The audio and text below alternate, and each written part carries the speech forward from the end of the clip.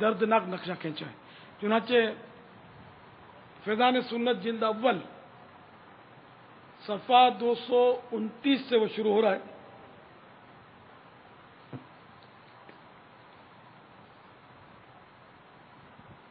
خلاصہ یہ ہے کہ جس سونے چاندی کی زکوٰۃ نہ دی جائے، روز قیامت جہنم کی آگ میں تپا کر اس سے ان کی پیشانیاں، کروٹیں، پیٹھیں داغی جائیں گی۔ ان کے سر پستان پر جہنم کا گرم پتھر رکھیں گے کہ چھاتی توڑ کر شانے سے نکل جائے گا، اور شانے کی ہڈی پر رکھیں گے کہ ہڈیاں توڑتا سینے سے نکل آئے گا، پیٹھ توڑ کر کروٹ سے نکلے گا، گدی توڑ کر پیشانی سے ابھرے گا۔ جس مال کی زکوٰۃ نہ دی جائے گی، روز قیامت پرانا خبیث خون خار اژدہا بن کر اس کے پیچھے دوڑے گا۔ یہ ہاتھ سے روکے گا، وہ ہاتھ چبا لے گا، پھر گلے میں توق بن کر پڑے گا، اس کا منہ اپنے منہ میں لے کر چبائے گا کہ میں ہوں تیرا مال، میں ہوں تیرا خزانہ، پھر اس کا سارا بدن چبا ڈالے گا۔ والعیاذ باللہ رب العالمین۔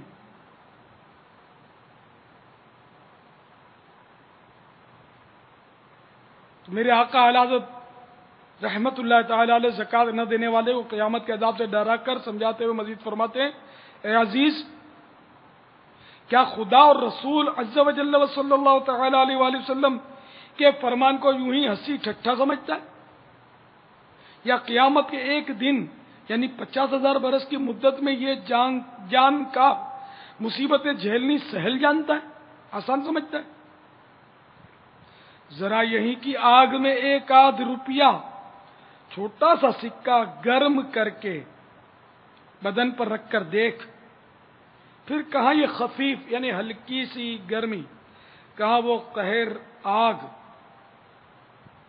کہاں وہ ہزار دن برس کی آفت، کہاں یہ ہلکا سا چہکا یعنی معمولی سا داغ، کہاں وہ ہڈیاں توڑ کر پار ہونے والا غضب۔ اللہ تعالی مسلمان کو ہدایت بخشے۔ باپا جی، آپ بھی زکوٰۃ جمع کرنے جاتے تھے؟ ہاں، میں زکوٰۃ لے دے کے جاتا تھا۔ اپنے ایک انجمن ہم نے بنائی تھی جب دعوت اسلامی نہیں تھی، پھر دعوت اسلامی بن گئی، تو دعوت اسلامی بن گئی تو سارے بنتے ہی یہ سارے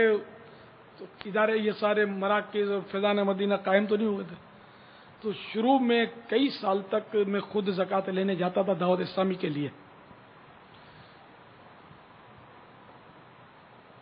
دکانوں کے پھیرے کرتا تھا، کوئی بولتا تھا، کوئی تو مان سے بٹھاتا تھا، کوئی بولتا تھا مولانا کل آنا، کوئی بولتا مولانا ہم نے تقسیم کر دی دیر سے آئے، کوئی بولتا 27 کے بعد آنا،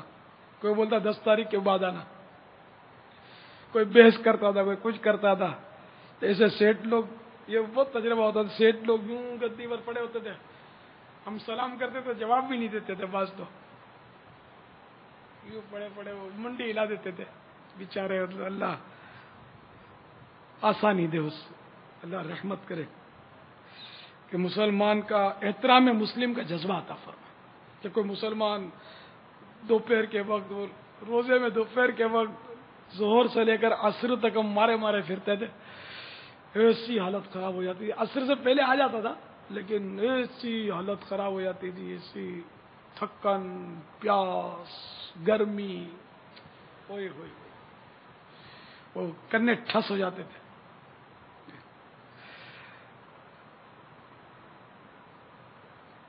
ایک بار تو میرے ہاتھ میں وہ آ گیا تھا، وہ عمرے کا کسی نے ٹکٹ وغیرہ دے دیا تھا، ویزا لگ کے آ گیا تھا، وہی رمضان کے دن تھے، وہ میرے چندے کرنے کے دن۔ پھر میں نے غور کیا، میں نے کہا یار میں چندہ نہیں کروں گا تو مسئلہ ہو جائے گا، پھر میں نے وہ ریفیوز کر دیا۔ میں نے کہا میں مدینے کی حاضری تو سعادت ہے، اللہ نصیب کرے گا، میں تو دعوت اسلامی والا ہوں، دعوت اسلامی ہے تو مدینہ الحمدللہ، مدینے کی حاضریاں بھی نصیب ہوں گی الحمدللہ۔ اس کے بعد ہوئی بھی کئی بار، اس سے پہلے بھی ہوئی تھی مجھے، تو میں نے وہ عمرہ کینسل کر دیا اپنا مدینہ شریف کی حاضری، میں چندہ میں نے کیا تھا، تو ظاہر کہ بغیر قربانی دیے، اب جیسے کہ میں ذمہ داروں کو سمجھاتا ہوں، لیکن کئی ذمہ دار ہیں ہمارے، جو نہایت غیر ذمہ داری کا ثبوت دیتے ہوئے وہ عمرہ کرتے ہیں، تو خیر اب میں کیا کر سکتا ہوں، جان تو میرے لیے قربان ہے نا زبان پر، باقی تو بہت کچھ ہوتا ہے، تو میری خواہش ہوتی ہے ظاہر ہے کہ جاتے سعادت کی بات ہے، میں کیا کہتا ہوں کہ یار عمرہ کرنا شعبان میں کر لو، ٹھیک ہے 2-4 دن رمضان شریف کے بھی حاصل کر لو، کوئی بات نہیں، لیکن رمضان میں چونکہ رمضانی بہت بڑھ جاتے ہیں، نمازیوں کی تعداد بہت بڑھ جاتی ہے، تو ان میں کام کون کرے، ہم سارے ہی عمرے میں چلے جائیں گے، میرے کو بھی شوق ہے، میں بھی رمضان مدینہ شریف میں گزاروں، بڑا شوق ہے، بڑا جذبہ ہے، لیکن میں کیا کروں، آپ لوگوں کے ساتھ بیٹھنا اور یہ نیکی کی دعوت دینا یہ بھی کار ثواب ہے، بلکہ افضل ترین کام ہے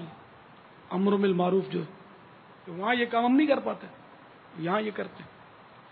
تو اسی لیے میں اگر جیسے کہ تو صحابہ کرام علیہ رضوان کو کیا مدینے سے محبت نہیں تھی، ہم کو زیادہ ہے کہ ہم رمضان شریف میں مدینہ گزارتے ہیں، ہم کو مزہ آتا ہے، ہم کو کیا مزہ آتا ہے پتہ، نفسیاتی اثر کیا ہوتا ہے اس میں، افطاری کی رونق بہت ہوتی ہے، بہت رونق ہوتی ہے افطاری کی، وہ ایک سے ایک مال جو ہے وہ بڑے بڑے عرب شیخ جو ہے وہ ڈال دیتے ہیں دسترخوان پر، سفرہ بولتے ہیں اس کو، وہاں سفرے پہ بچھا دیتے ہیں، یہ ایک رونق ہوتی ہے، ساری رات کھلی رہتی ہے مسجد نبوی، میں نے کوئی ایسا عاشق رسول نہیں دیکھا جو یہ رمضان مدینہ گزارنے جاتا ہو اور ساری رات مسجد نبوی شریف میں ادب سے بیٹھ کر درود و سلام پڑھتا ہو، رات کو چوکڑیاں لگتی ہیں، دمالیں ہوتی ہیں، گپے لگتے ہیں، ہم لوگ میں تو سب کو جانتا ہوں نا، عموماً سب دیکھا والا ماحول ہے، گزرا ہوں ان چیزوں سے، تو اب یہ کہ مزہ آتا ہے بس، تو اچھی بات ہے، لیکن ہم تنظیمی لوگ ہیں، دعوت اسلامی والے لوگ ہیں، تو اتنی اللہ کے بندے، اتنی آقا کی امت کے افراد رمضانوں میں مسجدوں کی طرف رخ ہو جاتا ہے، تھوڑا لوہا گرم ہوتا ہے رمضان میں، تو تھوڑا گھن مارتے ہیں تو وہ اس کی ترکیب بن جاتی ہے، تو ہم لوگ یہاں رمضان میں تھوڑی کوشش کرتے ہیں، تو میں صحیح بولتا ہوں کہ رمضان کی ہماری کوششیں جو ہے نا اعتکاف کی، اور اس میں ہم کو سال بھر کے لیے بہت سارے سیوے مل جاتے ہیں، یعنی کہ پکے ہو جاتے ہیں، آپ کو کئی ملیں گے ایسے کہ جو رمضان میں ماحول میں آئے ہوتے ہیں، آپ کب ماحول میں آئے، ہاں بھائی رمضان شریف میں کون کون ماحول میں آیا، تو کتنے ہاتھ اٹھاتے ہیں، الحمدللہ، تو اب یہ کہ ہم سارے کے سارے مدینہ شریف چلے جائیں، ایک بات ہے، اچھی بات ہے، سعادت ہے، تو اس لیے میں سمجھانے کے لیے عرض کر رہا تھا کہ صحابہ کرام علیہ رضوان آخری حج میں 1,12,000 تھے، حجۃ الوداع کے موقع پر 1,12,000، اور جنت البقیع جس کے لیے ہم سب تڑپتے ہیں، رو رو کے دعائیں مانگتے ہیں، اس جنت البقیع میں کتنے صحابہ کرام ہیں؟ 10,000 کی تعداد بتائی جاتی ہے کہ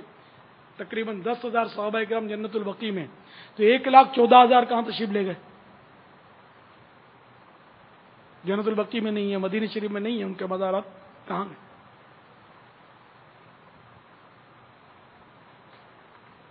سنتیں عام کریں، دین کا ہم کام کریں،